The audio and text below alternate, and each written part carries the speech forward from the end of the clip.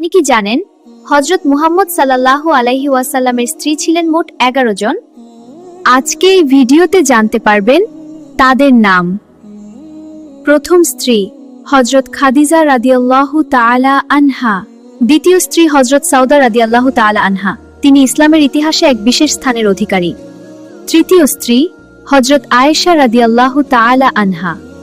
চতুর্থ স্ত্রী হযরত হাফসা রাদিয়াল্লাহু তাআলা আনহা।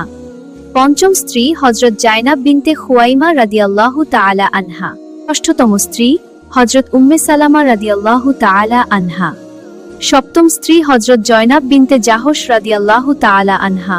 অষ্টম স্ত্রী হযরত জুয়াইরিয়া রাদিয়াল্লাহু তাআলা আনহা। নবেন যুদ্ধবন্দী থেকে তিনি একজন মুমিনা হয়ে ওঠেন। নবম স্ত্রী হযরত উম্মে হাবিবা রাদিয়াল্লাহু তাআলা আনহা। দশম স্ত্রী হযরত সাফিয়া রাদিয়াল্লাহু তাআলা আনহা।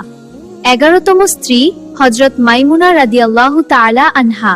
তারা সবাই আমাদের মা, তাদের প্রতি সম্মান ঈমানের অংশ। ভিডিওটা কেমন লাগলো তা অবশ্যই জানাবেন। যদি একজন মুসলিম হন